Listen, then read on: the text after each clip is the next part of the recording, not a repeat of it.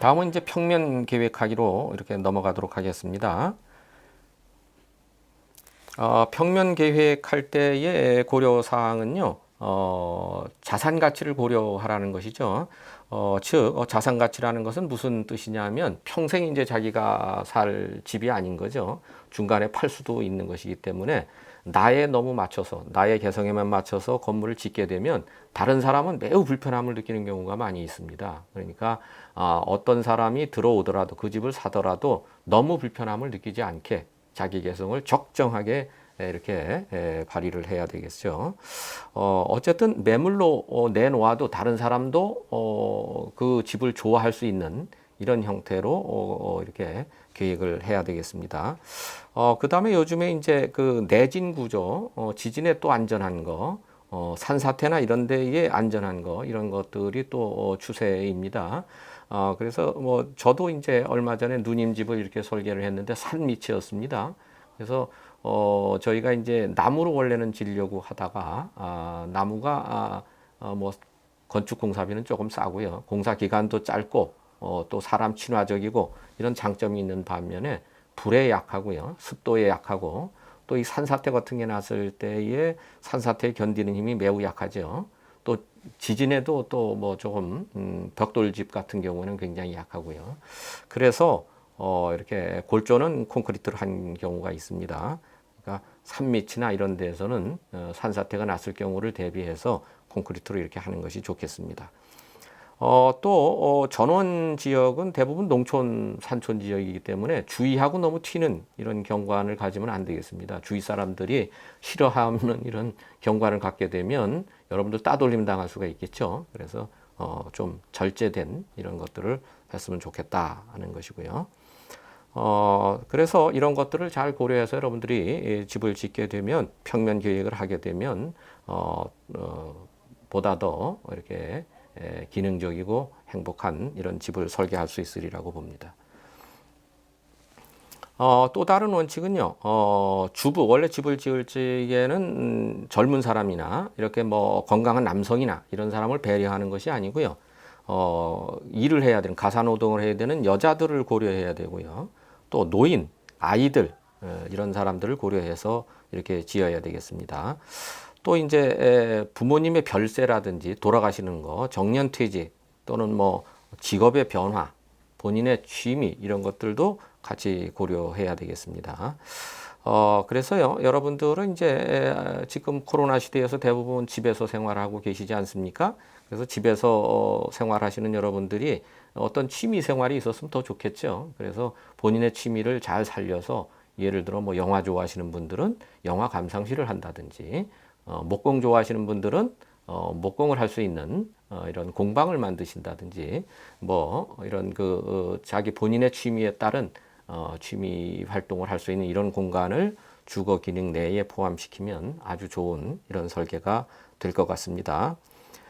그 다음에 이제 여러분들이 가지고 계신 물건 중에서 아주 고가의 물건이 있을 수 있죠. 뭐 자개장이라든지 골동품, 그 다음에 뭐 아주 비싼 가구들 이런 것들, 피아노 이런 것들이나 또 애완동물들 이런 것들을 같이 가지고 계실 경우에는 이런 것들도 포함해서 설계에 반영을 해야 됩니다.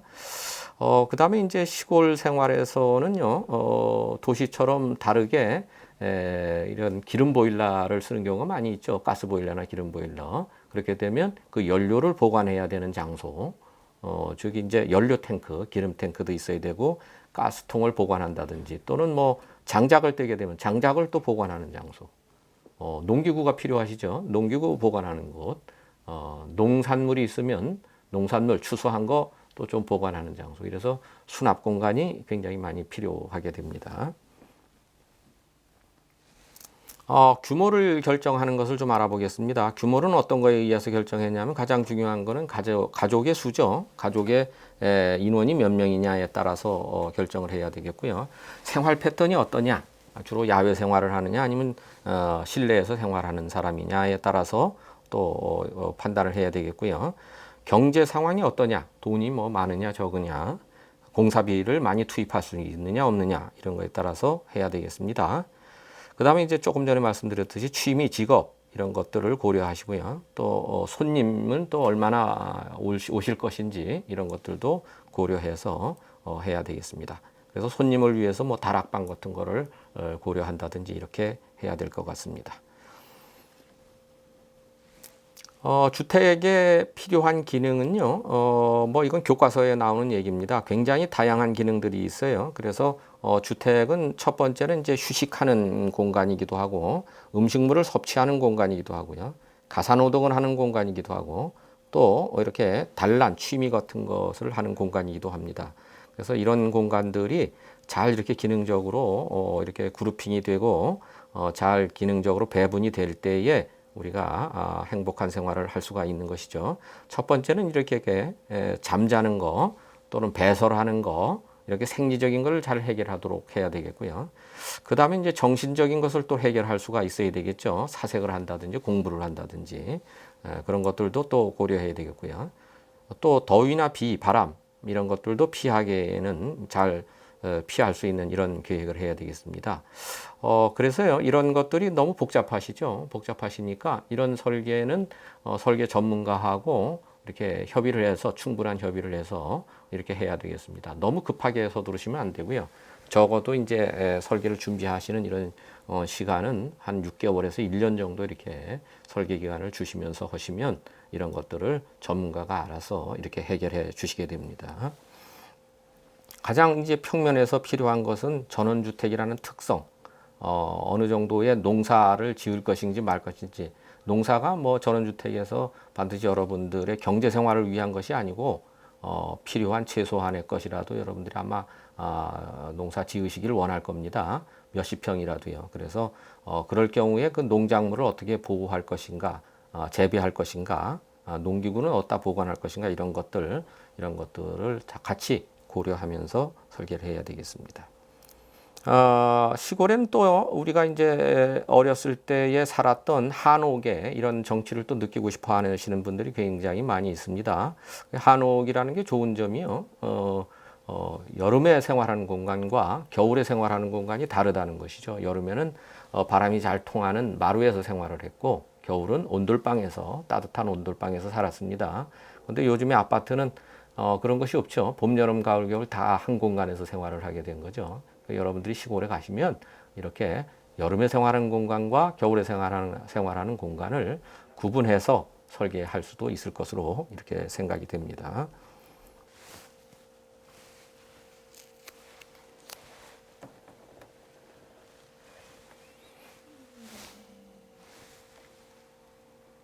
자, 시작할게요.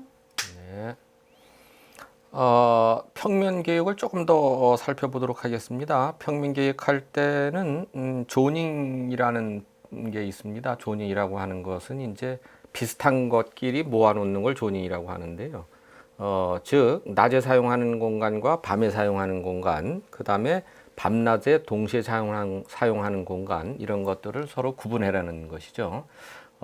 왜냐하면 좀 낮잠을 자고 싶은데요. 침실에 들어가 있는데 주변이 너무 시끄럽다든지 이렇게 되면 안 되는 거죠. 그래서 예를 들어서 이제 거실에서 침실이 너무 가깝거나 그러면 그런 현상이 나오죠. 그래서 주로 낮에 사용하는 공간과 낮에 사용하는 공간은 낮에 사용하는 것끼리, 밤에 사용하는 것은 밤에 사용하는 것끼리, 그 다음에 이제 그 중간에는 낮밤에 동시에 사용하는 화장실 같은 것을 배치를 하면 이렇게 잘 기능적으로 될 수 있다는 거고요.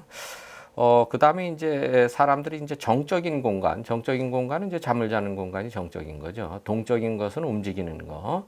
예를 들어서 식사를 준비하는 주방 같은 건 동적인 공간이 되죠. 그래서 그런 공간을 이제 서로 이렇게 구분하라는 거. 그 다음에 이제 개인 생활 공간, 그 다음에 이제 가족끼리 단란을 위한 공동 생활 공간 이런 것들을 조금 구분하면 좋겠다 이런 거죠.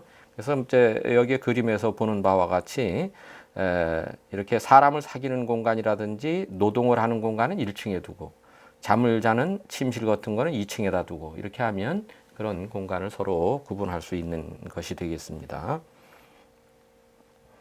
다음은 이제 거실 계획에 대해서 말씀드리겠습니다. 거실은요, 집에서의 가장 이렇게 중심이 되는 이런 공간이죠. 그래서, 그러다 보니까 중심이 되다 보니까 여러분들이 통로적 성격, 그러니까 하나의 홀 성격으로 쓰는 경우가 굉장히 많이 있습니다. 그런데 거실도 엄연한 하나의 공간으로 이렇게 취급하는 것이 요즘의 추세고요. 그래서 외부인한테 이렇게 쉽게 이렇게 노출이 되거나 그런 것들은 좋지 않은 것으로 이렇게 되어 있습니다. 잠시 후 슬라이드에서 그 장단점을 한번 보도록 할 겁니다. 그 다음에 이제 거실에서는요, 거실에서는 이 정원을 잘 관망할 수 있게 이렇게 해주는 것이 좋겠습니다. 그래서 거실에서 앞에 발코니가 있어서 외부 생활을 같이 이렇게 할 수가 있었으면 좋겠고요.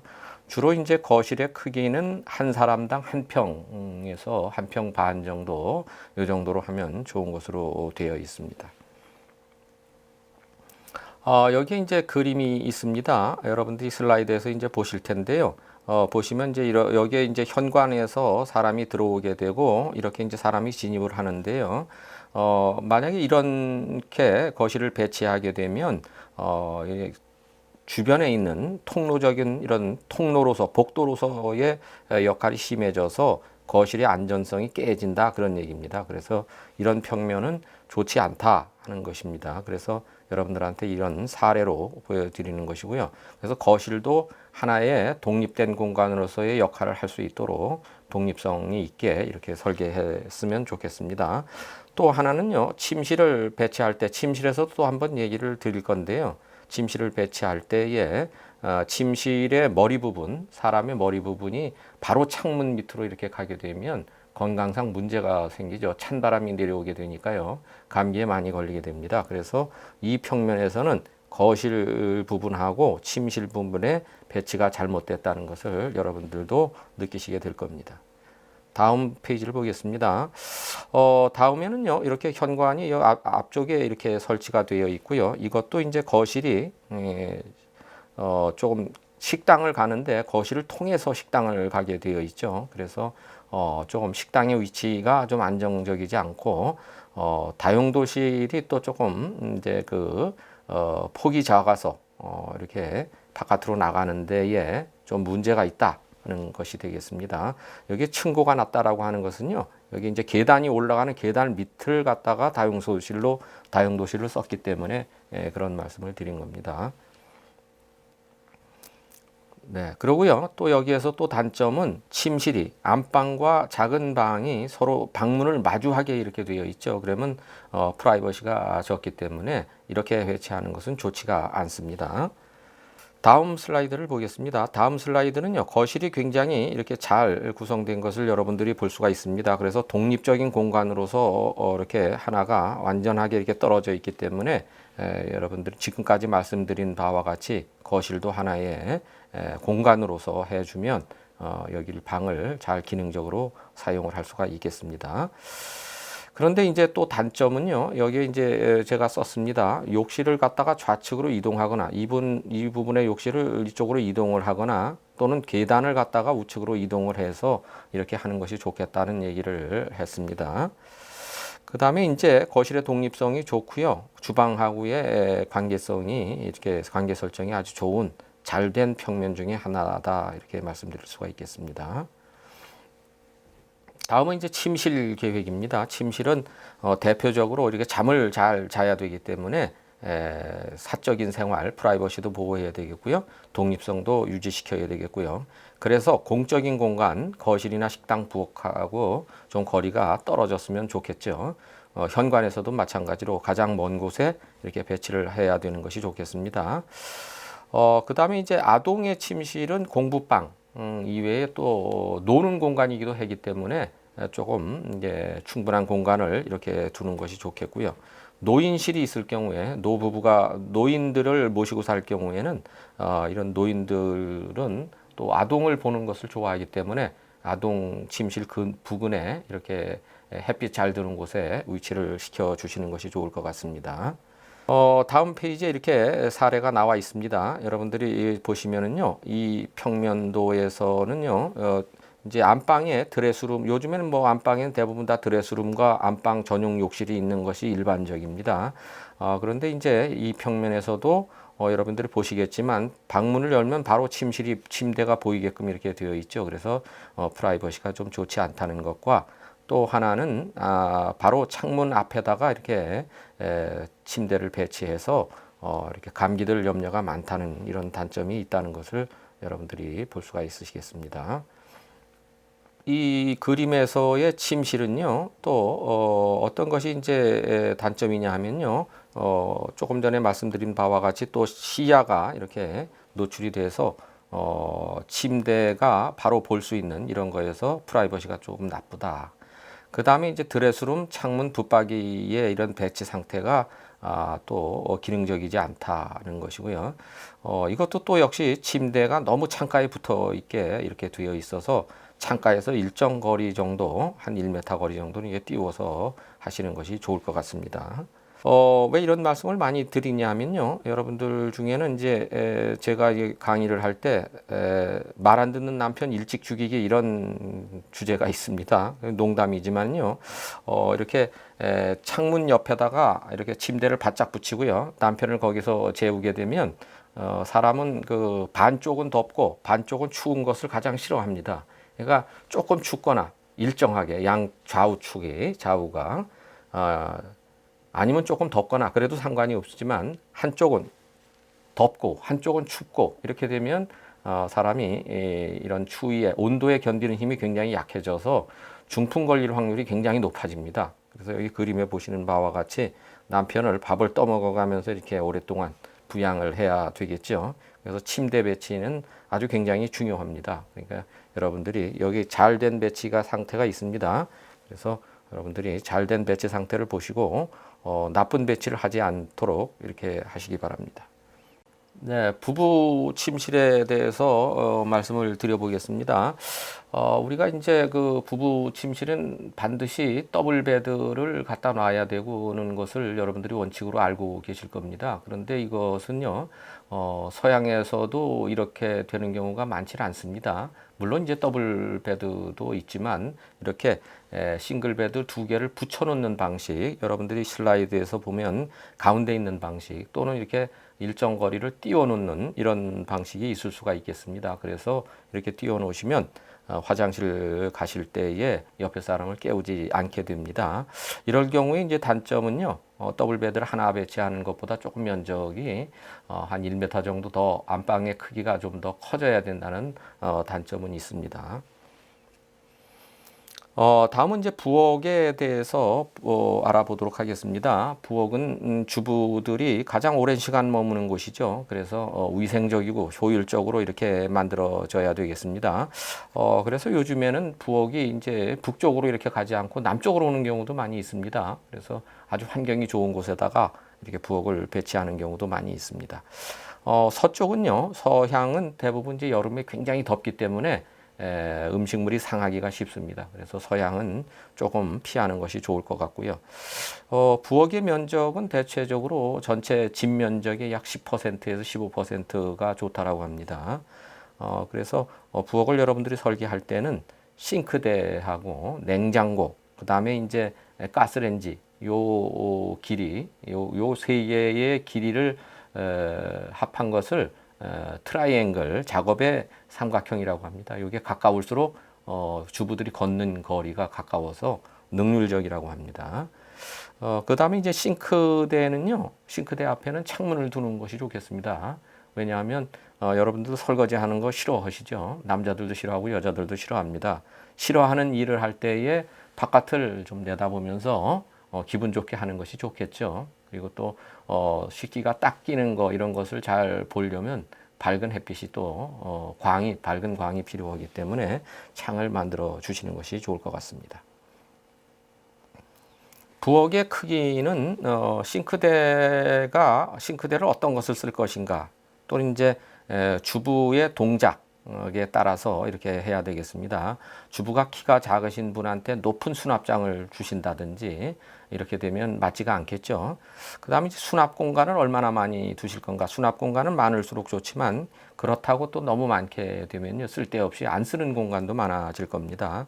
그 다음에 이제 난방을 뭘로 할 건가, 취사를 뭘로 할 건가. 우리 도시에서는 그런 걸 고민할 필요가 없죠. 다 도시가스나 전기로 다 하니까요. 그런데 시골인 경우에는요, 이렇게 난방과 취사 연료가 다른 경우가 있습니다. 장작을 뗄 경우도 있고요. 그죠? 프로판 가스를 쓰는 경우도 있고요. LPG를 쓰는 경우도 있습니다. 그래서 그런 것들을 고려해서 부엌의 크기를 결정을 해야 될 겁니다. 그 다음에 이제 부엌에서 일하는 사람이 몇 명이냐? 보통은 뭐 요즘에는 핵가족이어서 한 사람이지만 뭐 며느리가 있는 경우 또는 뭐 시모를 모시고 사는 경우 이러면 작업하시는 분이 많으니까 그럴 경우에는 조금 더 큰 이런 부엌을 가지시는 게 좋겠습니다. 부엌의 배치 형상이 여기 있습니다만 이거는 뭐 여러분들이 그 부엌을 이렇게 요즘에는 부엌 가구를 하시는 분들이 많이 있죠.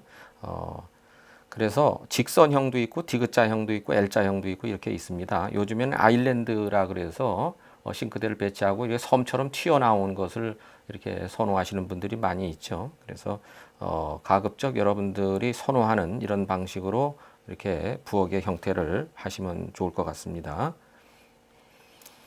다음에는 이제 욕실과 변소에 대해서 말씀드려 보겠습니다. 욕실과 변소는 우리 뭐 생활에 없어서는 안 되는 공간이고 과거에는 다 바깥에 있었죠. 그런데 지금은 대부분 집 안에 이렇게 있게 됩니다. 그리고 이제 혼자 쓰는 게 아니고 가족이 공동으로 사용을 하게 되겠죠. 그래서 이제 이것을 할 때 어떤 것을 여러분들이 생각을 하면서 해야 되는지 설계하는 사람한테 맡기지 마시고 적극적으로 좀 개입을 하셨으면 좋겠습니다. 첫 번째는 욕실과 화장실을 분리할 건가 통합할 건가. 여러분들 이렇게 말씀드리니까 이거 욕실, 화장실 안에 욕실이 있는데 뭘 그러냐 이렇게 말씀하실 겁니다. 그런데 화장실은 이제 변소죠. 대변을 보고 소변을 보는 곳과 목욕을 하는 곳은 엄밀히 말해서 다른 겁니다. 그래서 저는 여러분들한테 설계할 때 욕실과 화장실, 변소는 구분하는 것이 좋겠다 이렇게 생각을 합니다. 왜냐하면 한 사람이 화장실에 들어가 있으면 다른 분이 목욕할 수가 없죠. 화장실은 또 시간이 짧게 걸리지만 목욕은 또 좀 시간이 걸리지 않습니까? 그래서 그걸 분리시켜 놓으시면은 화장실 변소의 상태도 항상 뽀송뽀송하고요. 물이 튀기지 않기 때문에. 그래서 욕실과 화장실을 좀 분리하는 것이 좋겠다. 그 다음에 이제 소변기와 대변기를 분리하는 거고, 요즘엔 다 대변기에서 소변 보시죠. 그런데 이제 남자분들이 서서 소변을 보시게 되면 대부분 또 튀어서 위생적으로 안 좋은 경우도 있어서 어떤 분들은 아예 아주 남자용 소변기를 이렇게 두시는 경우도 있습니다. 그 다음에 이제 발 씻는 거, 대부분 발 씻는 것을 어디서 하시는지 모르겠습니다. 저는 아주 씻을 때마다 고민이 되는데요. 세면대에서 씻을 수도 없고, 욕조에서 주로 씻습니다. 그런데 그것이 그렇게 편하지 않아요. 그래서 저는 세족기라는 거, 발을 씻는 이런 장치를 좀 만들기를 여러분들한테 권해드리고요. 비데를 또 요즘에 설치하는 것이 일반적이죠. 그래서 비데에 대한 거. 또 이 화장실이나 욕조는 물기가 있기 때문에 미끄럽습니다. 그래서 그 미끄러움을 방지하기 위한 이런 장치를 좀 해야 될 것 같고요. 그 다음에 이제 욕실은 환기가 굉장히 중요합니다. 왜냐하면 그 안에 습기가 많이 있기 때문에 우리 눈에 보이지 않게 곰팡이가 만들어질 수가 있습니다. 그래서 환기를 반드시 해주는 것이 좋겠습니다. 그 다음에 이제 중요한 것이요. 요즘에는 상당히 일반화되어 있는데 욕실에도 바닥에 난방을 해야 됩니다. 겨울에 굉장히 춥고 그래서 뭐 일부분 사람들은 난방을 하지 않고 옛날식 라지에타를 쓰는 경우가 있는데요. 라지에타보다는 바닥에 난방을 해주시면 아주 바닥이 뽀송뽀송하게 이렇게 잘 유지가 될 수가 있습니다. 그래서 환기와 습기 제거에 여러분들이 고려를 해야 되겠습니다. 그래서 이 화장실이나 변소는 엄밀하게 이제 화장실은 서양에서 이렇게 유래가 된 말인데요. 화장을 하는 거죠. 나의 얼굴을 고치거나 못매무새를 고치는 것을 화장실이라 그런 건데 대부분 그것이 변을 보는 것과 같이 있었기 때문에 이제 화장실이라는 말이 생긴 거죠. 그래서 이제 물을 쓰는 공간이기 때문에 부엌에 이렇게 인접해서 배치하는 것이 좋겠다 하는 것이고요.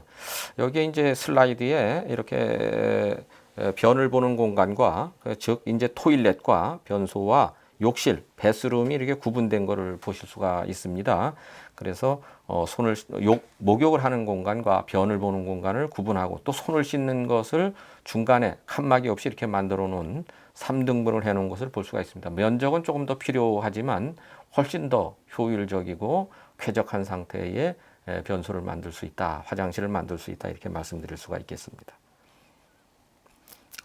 이 슬라이드는 앞에서 본 그림하고 유사한 건데요. 그것에 이런 사진을 이렇게 나타낸 것이고요. 욕실이 구분되어 있고 손 씻는 곳이 구분되어 있고 또 대변 보는 곳, 대변기가 별도로 있는 이런 그림입니다. 다음 그림에는요, 또 욕조가 우리나라 욕조는 대부분 다 사각형짜리 우리 그 아파트에 있는 이런 거지만 이렇게 사발형 이런 욕조도 있고요. 또 아래 오른쪽에 있는 그림처럼 이렇게 자쿠지 형태의 이런 욕조도 있고요. 또 이런 아랫부분에 좌하단에 있는 것처럼 이렇게 사우나를 겸할 수 있는 이런 불을 떼서 이렇게 겸할 수 있는 이런 것들도 요즘에는 인기를 얻고 있습니다. 다음에 다용도실에 대해서 알아보도록 하겠습니다. 다용도실은 말 그대로 다양한 용도로 쓰이는 걸 다용도실이라고 하죠. 그래서 중요한 용도가 세탁, 그리고 세탁물의 건조, 그 다음에 세탁물을 매일 세탁할 수가 없으니까 일시적으로 또 보관, 그 다음에 또 음식물 보관, 특히 이제 채소, 감자, 고구마, 뭐 이런 것들, 양파 같은 것들, 이런 것들을 또 보관하는 장소이기도 하고요. 또 보조 주방 역할을 하는 경우도 있죠. 오랫동안 뭐 끓여야 되는 음식 같은 거, 냄새 나는 거, 고등어 꿀 때 실내에서 내부 주방에서 구우시는 것보다는 바깥에 다용도실에서 구우시면 훨씬 더 냄새가 실내에 퍼지지 않겠습니다. 그래서 그 다음에 이제 뭐 저장고 같은 거, 냉동고 같은 거를 갖다 놓을 수 있는 이런 거, 또 개별 난방기나 실외기 같은 거를 설치할 수도 있겠습니다. 그래서 다용도실은 그야말로 다용도소로 쓰기 때문에 생각보다는 여러분들이 생각하는 것보다는 조금 더 크게 만드시는 것이 좋겠습니다. 그 다음에 이제 차고요. 차고는 이제 차가 들어갈 수 있는 크기를 해야 되는데 보통 여기에 제가 써져 놓은 것은 3m 곱하기 5.5m 이렇게 해놨습니다. 그래서 이제 차고에도 우리가 이제 생각하기에 차가 뭐 불이 나느냐 그러지만 차도 불이 자주 납니다. 그래서 집까지 번지면 안 되기 때문에 이렇게 방화 구조로 하게 되어 있습니다. 차고를. 그래서 또 세차 같은 것을 할 수도 있기 때문에 바닥 같은 것은 물이 잘 빠지는 구조로 하셔야 될 것 같습니다. 다음에 이제 계단을 말씀드려 보겠습니다. 계단은 이제 그 생김새에 따라서 원형 계단도 있고요. 꺾어서 올라가는 꺾임 계단도 있고 직통 계단도 있고 이런데 여기 그림에 이렇게 단 넓이하고 단 높이가 있습니다. 단 넓이하고 높이에 더한 것이 45cm 정도 되면 좋다라고 합니다. 이런 것들은 보다 더 이제 그 전문적인 분야니까요. 여러분들 설계하시는 분을 잘 선택했다면 아마도 잘 하시리라고 생각이 듭니다. 다만 제가 설명드리고자 하는 것은 다음 슬라이드입니다. 그러니까 이 계단을 만드실 때 그림에서 보는 바와 같이 이렇게 다양하게 만드실 수 있다. 계단 한 부분에다가 책 같은 것을 놓을 수 있는 책장으로 이렇게 꾸밀 수도 있다 하는 것이고요. 또 이렇게 오픈 형태, 우측에 있는 그림처럼 오픈 형태대로 꾸미면 계단으로 인해서 답답함이 생기는 것을 또 막을 수도 있겠다 하는 것입니다. 그리고 다음 슬라이드처럼요, 왼쪽에 있는 그림은 이제 도름 계단이어서 굉장히 이제 면적을 작게 차지하면서 2층으로 올라갈 수 있는 것이고요.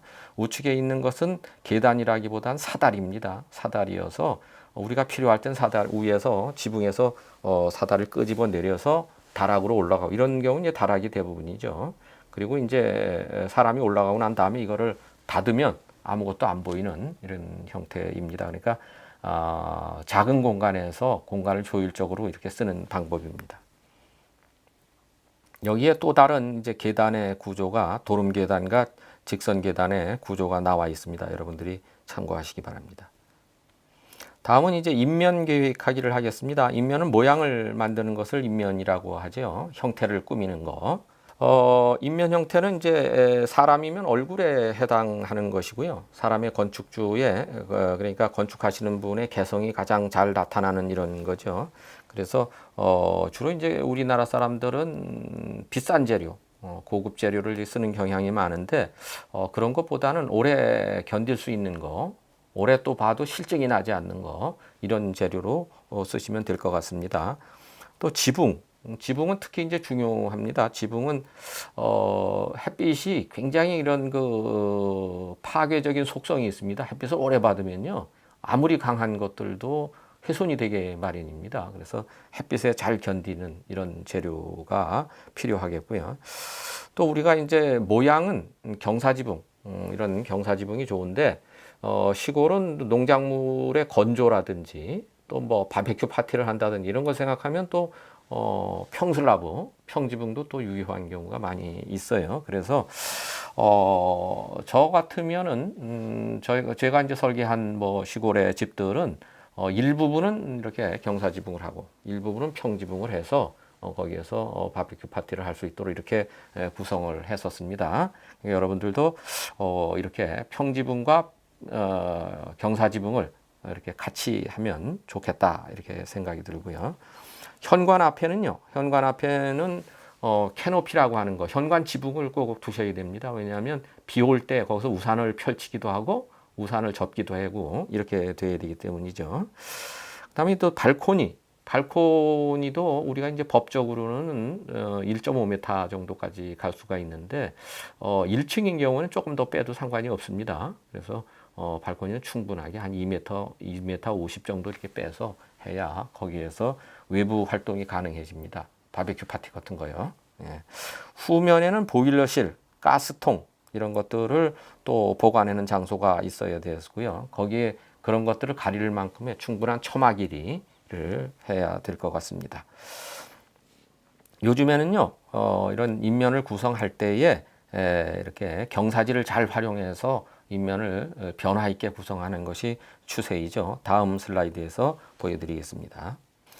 이 슬라이드를 보시면요, 아래 단에서 두 단으로 구성이 되어 있죠. 윗단도 있고 아랫단도 있습니다. 그래서 이런 방식을 스키플로어 방식이라고 하는데요. 이런 방식을 여러분들이 경사지인 땅, 시골에는 이제 경사지가 많습니다. 그러니까 이런 것을 활용했으면 좋겠고요. 특히 이제 시골에 전원주택을 꾸밀 때에는 창문이 중요하죠. 창문은 열 손실의 대부분을 창문으로 뺏기게 됩니다. 그러니까 벽면보다 열 손실이 5배가 더 많습니다. 창문이. 그래서 창문을 너무 크게 하시면은 추운 집에서 사시게 되고요. 또 그렇다고 해서 이제 창문을 너무 작게 만들면 집이 또 답답해 보이고 그렇습니다. 그래서 적정한 크기를 해야 되고요. 창문은 가급적 돈을 아끼시면 안 되겠습니다. 또 창문에는 반드시 방충망 잘 설치하셔야 되겠습니다. 그래서 창문을 좀 고급된 창문을 써야만 열 손실이 적으니까 그건 꼭 유념해서 하시기 바랍니다. 네, 다음 사례를 보겠습니다. 다음 이 집은요, 기존의 자연지형, 그러니까 경사지, 그 다음에 원래 있던 바위돌 이런 것들을 잘 그대로 둔 상태에서 이렇게 건물을 배치한 이런 사례입니다. 그래서요, 이렇게 기둥을 이용해서 공중에 띄워서 이제 집을 배치한 것을 볼 수가 있고요. 계단도 주변에 있는 기존에 있던 그 돌바위들과 잘 어울리게 배치한 이런 사례입니다. 다음 페이지 넘어가겠습니다. 이 집은요, 저한테는 지도교수가 되시는 이런 임창복 교수님의 집인데요. 가평에 있습니다. 이렇게 경사진 형태의 이런 그 건물 형태를 가지고 있고요. 그래서 이분이 이제 그 아드님도 건축가여서 아드님과 이렇게 같이 설계한 집이다. 그래서 여성중앙인가 이런 잡지책에 소개가 됐었습니다. 네, 그렇네요. 여성중앙이고요. 소개된 잡지책이요. 그래서 이렇게 이런 독특한 형태의 외관을 보실 수가 있고요. 이런 경사는 주변에 있는 산세와 이렇게 어울리게끔 이렇게 경사를 지었다고 말씀하셨어요. 그래서 침실은 하나고요. 그 밑에 이제 그림에 보다시피 거실이 굉장히 넓어서 제자들이 모여서 어떤 그 세미나 같은 걸 할 수 있게 이렇게 해놓은 이런 그 전원주택의 사례가 되겠습니다. 그 다음에 또 다른 전원주택 계획의 사례를 여러분들한테 보여드리겠습니다. 뒤편에 이제 산이 있고요. 산과 잘 어울리는 그 형태의 지붕, 경사지붕이 있고, 또 벽돌 집으로 이렇게 되어 있어서 자연 재료를 잘 활용하는 것이고요.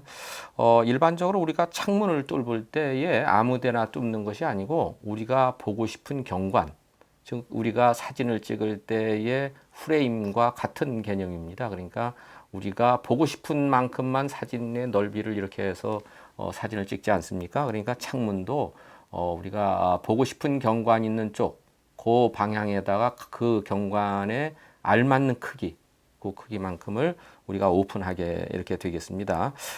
보기가 싫은 경우에는 우리 그 아래에 있는 그림에서 보다시피 이렇게 벽을 만들어서 보이지 않게끔 하는 방법도 있습니다. 예를 들어서 어느 한 방향에 보기 싫은 어떤 축사가 있다든지 절개지가 있다든지 이러면 그쪽 방향에 사람 시야를 가릴 수 있는 이런 벽을 세워서 이렇게 시야를 막는 이런 방법도 우리가 생각할 수가 있겠죠. 예, 다음 그림은요, 이렇게 황토로 지은 집의 그림을 여러분들이 보고 계시죠. 그래서 이제 황토는 또 이게 좋은 점은 습도를 조절시켜 줍니다. 그러니까 집안이 너무 건조해지면 황토가 가지고 있던 습기를 갖다가 방 안으로 내뿜고요. 너무 또 습도가 많아지면 자기들이 또 흡수하고 이런 장점이 있고요. 또 연구 결과에 의하면 냄새를 또 흡수하는 기능도 있습니다. 그리고 항균 기능이라고 해서 세균을 또 없애주는 이런 기능도 같이 가지고 있어서 아주 그 좋은 것이 건강에 좋은 거죠.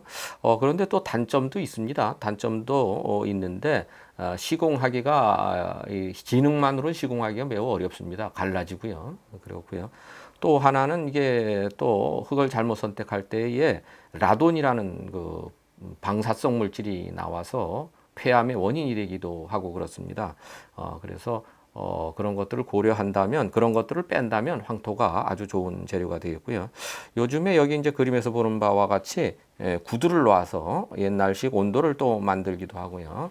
또 우리가 그런 로망인 벽난로를 만들어서 겨울철에 이렇게 또 따뜻한 이런 그 실내 공기를 유지할 수 있는 이런 사례를 갖다 여러분들한테 보여드렸습니다.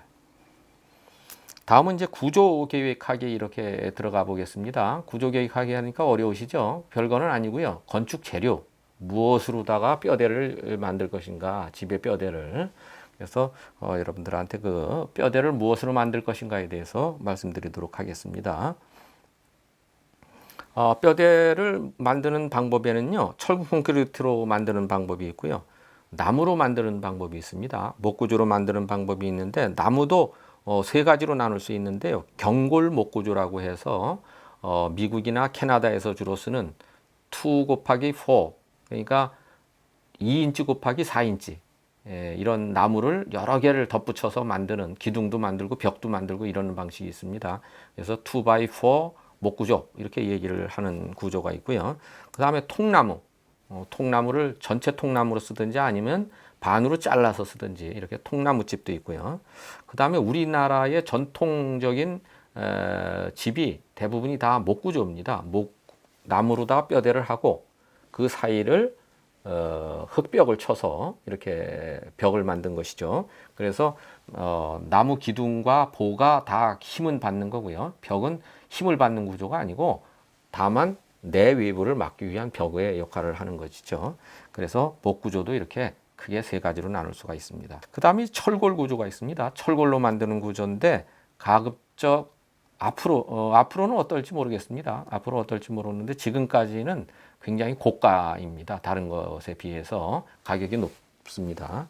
그 다음에 이제 벽돌, 시멘트 벽돌도 있고 흙 벽돌도 있고 그 다음에 구운 벽돌도 있습니다. 그런데 요즘에는 지진에 매우 약합니다. 이 벽돌 구조가. 그래서 뼈대는 콘크리트로 하고 벽은 벽돌로 하고 이런 경우가 많이 있습니다. 그런 경우에는 뼈대가 콘크리트면 그거는 콘크리트 구조로 보는 거죠. 다음에 이제 시멘트 블럭 구조가 있는데 요즘에는 잘 쓰고 있지 않습니다. 그 다음에 기타 구조는 기타 구조라고 해놨습니다만 대부분 이제 컨테이너 하우스 같은 거 미리 공장에서 만든 이런 공업화 주택이라고 하는데요. 공장에서 만들어서 현장에 가서 설치만 하는 이런 형태의 주택들도 있습니다. 한번 보겠습니다. 네, 첫 번째 그림은 경골 목구조. 그러니까 일정한 2x4의 2 곱하기 4인치의 목재들로만 구성돼서 집을 만드는 것이고요. 오른쪽에 집이 완성된 모습을 이렇게 볼 수가 있습니다. 유럽이나 미국에 가시면 주로 특히 이제 미국이나 캐나다는 거의 단독 주택의 90%가 이런 경골목 구조로 되어 있습니다. 근데 단점은 뭐라고 했죠? 허리케인이 오면 완전히 날아갑니다. 그 다음에 또 불이 나면 탑니다. 그래서 캘리포니아 산불 때 이런 목조로 만들어진 집이 굉장히 많이 탔습니다. 다음은 이제 통나무집이죠. 통나무집이 보기에는 굉장히 근사하고 좋습니다. 그런데 이제 통나무집도 가격도 좀 비싸거니와 통나무집의 단점이 있습니다. 접합부가 줄어들었다 늘어났다 해서 창문에 틈이 생길 수 있습니다. 그래서 그런 것들 때문에 요즘에는 골조는 콘크리트로 하고 외부의 마감만 밑에 보시는 바와 같이 이렇게 목조로 보이는 거고 내부는 콘크리트나 다른 재료로 하는 이런 방식들도 같이 쓰이고 있습니다.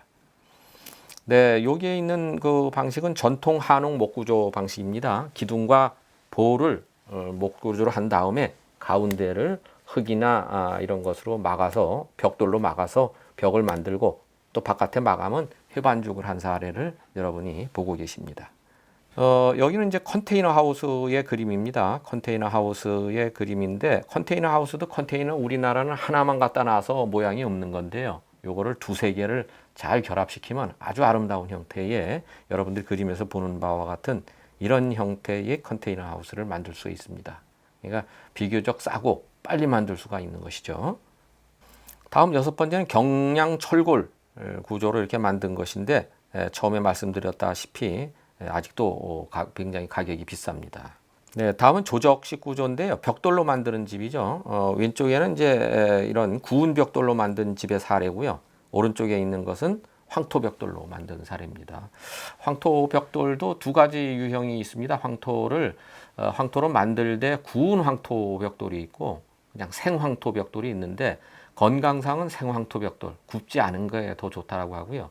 강도는 이렇게 구운 것이 아무래도 더 세고 내구성도 더 오래 갑니다. 8번째는 철근 콘크리트 구조로 이렇게 여러분들한테 보여드리고 있습니다. 그래서 철근 콘크리트로 만들면 내구성도 좋고 다 좋은 거죠. 그런데 이제 다만 콘크리트가 그렇게 인간한테 그렇게 유익한 이런 재료는 아니기 때문에 마감은 좀 다른 걸로도 할 수가 있겠죠. 콘크리트 구조로 골조를 하고 마감은 황토로도 여러분들이 할 수가 있을 거고요. 나무로도 할 수가 있을 겁니다. 이렇게 적당히 서로 겸임하게 하면 좋겠습니다. 마지막으로 여러분들한테 예산 및 절세 계획에 대해서 말씀드리겠습니다. 단독주택을 할 때 예산을 어떻게 세워야 하는가에 대해서 살펴보려고 합니다. 예산은 짓는 사람에 따라서 굉장히 차이가 많이 나고요. 현장 여건에 따라서 차이가 나고 재료를 또 무엇을 쓰느냐에 따라서 굉장히 천차만별이기 때문에 평당 얼마에 해줘 이런 말을 여러분들이 하시면 안 되겠습니다. 그것은 굉장히 다르기 때문입니다. 문 하나만 보더라도 싼 거는 10만 원에서 비싼 거는 1000만 원까지 있습니다. 그러니까 어떤 문을 쓰라는 얘기인지 모르는 거죠. 그래서 정확하게 어떻게 시공하면서 얼마 이렇게 말을 해야지 맞는 거죠. 그래서 그런 것들은 전문가와 잘 협의를 해야 되겠습니다. 그래서 여기에 예산을 어떻게 잡느냐. 그래서 토지비가 있습니다. 토지비는 대체적으로 전원주택지가 1급지는 한 100만 원이 지금 상회하는 것으로 되어 있습니다. 우리나라에서 대표적인 전원주택지인 양평 서종면 같은 경우에는 100만 원이 넘습니다. 한 150 정도 가는 걸로 이렇게 파악을 하고 있습니다. 2급지 정도는 약 50만 원에서 70만 원 정도 가는 걸로 알고 있고요. 2, 30만 원 이런 땅들은 매우 싼 거죠. 그래서 서울에서 좀 거리가 멀거나 좀 조건이 안 좋거나 이런 땅들은 2, 30만 원에 이렇게 거래도 되고 있습니다. 그 다음에 이제 땅은요, 땅이 그 자체로서 건물을 지을 수도 있지만 또 토목 공사를 해야 되는 경우도 있습니다. 땅을 메울어야 되는 경우도 있고, 땅을 절토를 해야 되는 경우도 있고, 거기에 축대를 쌓아야 되는 경우도 있겠죠. 그래서 토목 공사비가 필요합니다. 그래서 그런 것들을 토목을 하려면 또 토목 설계비가 필요하죠. 그래서 토목 측량 사무실에서 주로 설계를 하게 되고요. 토목 설계비만 한 500에서 1000만 원 정도 이렇게 잡으면 될 것 같습니다. 또 말씀드렸다시피 형질 변경비라고 있습니다. 대지가 아닌 것을 대지로 바꿀 때는 형질 변경비가 필요하고요. 그 형질 변경비는 농지일 경우 공시지가의 30%입니다. 그런데 최대 한도로 5만 원으로 이렇게 묶어놨기 때문에 평방미터당 5만 원이죠. 이렇게 묶어놨기 때문에 평당은 약 한 16만 5천 원 정도 이렇게 듭니다. 그러니까 세금이 굉장히 많은 거죠. 그 다음에 이제 토목 시공비, 토지 조성비와 아울러서 축대, 상하수도 인입, 하수도 배관을 한다든지 또는 빗물을 갖다가 빼기 위한 매너를 설치한다든지 이런 비용이 들게 되는데 이거는 땅의 상태에 따라서 다르기 때문에 얼만큼 든다 이렇게 말씀드릴 수가 어렵습니다. 그 다음에 설계해야 되겠죠. 건축 설계와 또 감리비가 필요합니다. 그래서 요즘엔 약 평당 어느 정도 좀 중간 수준이 20만 원 수준으로 이렇게 되어 있습니다. 설계 감리비를 합해서요. 그래서 그 정도 생각하시면 될 것 같습니다. 30평을 설계를 한다면 약 600만 원 정도 이렇게 드는 거죠. 그 다음에 이제 건축비는 여기에는 제가 600만 원 평당 이렇게 적어 놨습니다. 그러니까 건물을 짓는데 드는 비용이죠. 여기에서 조금 싸게 할 수도 있고, 아까 말씀드렸듯이 재료나 시공 상태에 따라서 올라가기도 하고 그렇습니다. 규모가 작으면 비싸지고요. 규모가 크면 싸집니다. 그것은 이제 현장 관리비라든지 이런 것들이 규모가 크면 줄어들기 때문에 그런 거죠. 그 다음에 이제 정화조, 전기공사, 담장, 대문, 조경공사 이런 것들이 있는데 이것도 어느 정도로 고급화하느냐에 따라 다르지만 일반적으로 한 3천만 원 정도 이렇게 생각이 들고요. 그 다음에 나중에 다 짓고 나면 취득세 내셔야 되고요. 취득세는 2, 3% 이렇게 듭니다. 규모에 따라서 다릅니다. 그 다음에 또 허가 신청비, 또 관공서에 내는 비용이 있습니다. 그 다음에 또 채권도 사야 됩니다. 주택 채권 같은 거요. 그래서 이런 것들도 또 비용에 들어간다.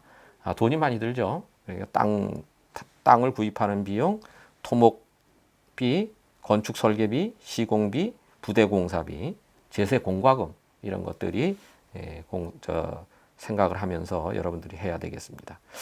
아무튼 이렇게 전원주택을 지을 때는요. 대체적으로 약 제가 생각하기에는 한 30평 기준해서 2억에서 한 3억 정도 이렇게 생각을 하시면 전체 공사비가 되지 않을까 이렇게 되는데, 그건 줄일 수도 있고 한 5천만 원 정도 줄일 수도 있고 더 할 수도 있을 것 같습니다. 양도세율이 있죠. 팔 때 여러분들이 이제 전원주택을 짓고 바로 팔기는 어렵을 것 같습니다. 왜냐하면 1년 미만 보유하시게 되면 여기 세율이 50%죠. 제가 만약에 구입비가 1억인데 2억에 팔았다. 그러면 1억에 양도 차익이 1억이 생기는데 5천만 원은 국가에 내고 저는 5천만 원밖에 못 버는 겁니다. 그러니까 1년 미만에 팔지 마시고요. 2년 이상은 최소한 보유하셔야 되고 그 양도 차익에 따라서 이렇게 세금을 내시게 됩니다. 양도세율. 그다음에 이제 1가구 2주택이 있습니다. 이게 매우 이제 센시티브한 문제인데 1가구 2주택을 인정받으면 여러분들이 이제 이 도시에서 공급하는 주택을 공급받을 수가 없죠. 그런 것도 있고 또 세금을 중과세를 또 받을 수가 있습니다. 1가구 2주택이 되면요. 그런데 다행스러운 것은 우리나라에서 농어촌 주택 또는 전원주택에 대해서 시골에 있는 전원주택에 대해서 면세가 있습니다. 지금은 이제 한시적인 법인데 아마도 또 올해 12월까지인데 또 연장이 될 거라고 저는 생각이 듭니다. 어떤 경우인지 알아보겠습니다. 여기 슬라이드에 보시면 2주택, 1가구 두 집이 있어도 두 개의 집이 있어도 한 주택을 가진 것으로 보는 이런 것이 여기 써져 있습니다. 내가 샀습니다. 주택을 사서 2주택이 됐다. 그러면 6개월인가 이내에 먼저 살던 집을 팔게 되면 일시적인 2주택도 1주택으로 보는 거죠. 그 다음에 주택 상속. 내가 한 집이 있었는데 부모님이 돌아가셔서 일시적으로 상속을 받았다. 그런 경우도 배제시켜 줍니다. 그 다음에 증여받은 것도 마찬가지입니다. 노부모를 부양하기 위해서 노부모가 늙으셔서 내가 부양이 필요해서 노부모하고 집을 합쳤다. 그러면 또 1가구 2주택이 됐죠. 그런 경우도 배제시켜 줍니다. 그 다음에 혼인으로 인한 1가구 2주택, 임대사업자 등록, 요거는 조금 법이 변경이 돼서 임대사업자가 별 이득이 없습니다. 연 공시지가 6%를 세금으로 내야 되니까요. 임대사업자에 대한 것은 혜택이 많이 줄어들었고요. 그 다음에 이제 농어촌 주택, 고향주택 이런 것들도 이렇게 1가구 2주택에서 배제하게 되어 있습니다. 어떤 경우인지 요 밑에 들어가 있습니다. 법의 근거 조항은 조세 특례 제한법 이런 거에 나와 있고요. 일정 규모 이하의 농어촌 주택, 고향 주택을 취득해서 3년 이상 보유하고 농어촌 주택을 먼저 파는 게 아니고 도시에 있는 주택을 먼저 팔 경우에는 1가구 2주택에서 배제하게 이렇게 되어 있습니다. 좀 까다롭죠. 또 요 다음 장에서도 또 나옵니다만은 일정 지역이 있습니다. 시 지역은 안 되고요. 군 지역만 해당이 됩니다. 읍면 지역이 해당이 됩니다. 한번 보겠습니다. 다음 페이지. 농가 주택이라고 하는 것은요. 수도권에서는 옹진군과 연천군이 제외고요. 나머지는 이제 이 경기도 지역은 안 됩니다. 1가구 2주택 배제 요건에. 또 광역시가 아닌 거, 군 지역은 제외한다 이렇게 되어 있고요. 그 다음에 이제 토지거래 허가 지역 이런 것도 안 되고요. 관광 지역도 안 되고요. 또 읍면 지역 이런 것에 이제 위치하면 되겠습니다. 그러니까 여러분이 강원도 뭐 홍천군, 양평군, 무슨 면 이런 데 소재한 것은 다 1가구 2주택이 되어도 이렇게 2주택으로 인정하지 않는다. 그런 거니까 그런 지역에 이렇게 전원주택을 구입하시면 될 것 같습니다. 기준 시가가 또 2억 이하여야 됩니다. 그런데 기준 시가이기 때문에 시가가 아닙니다. 시가가 실제 거래 가격은 다 2억 넘죠. 그런데 이제 정부에서 세금을 매기는 기준 시가는 2억이 안 되는 경우가 굉장히 많습니다. 시골에 있는 건 굉장히 싸게 이렇게 기준 시가가 매겨져 있기 때문에 그런 거고요. 그 다음에 대지 면적은 200평 이내, 그리고 주택 연면적은 45평. 이렇게 되어 있습니다. 여기서 텃밭은 제외입니다. 그러니까 대지로 다 형질 변경을 하는 면적만 따지는 거고 나머지 200평이 넘는 경우에 형질 변경을 안 하면 됩니다. 그건 전답으로 그냥 두면 되는 거죠.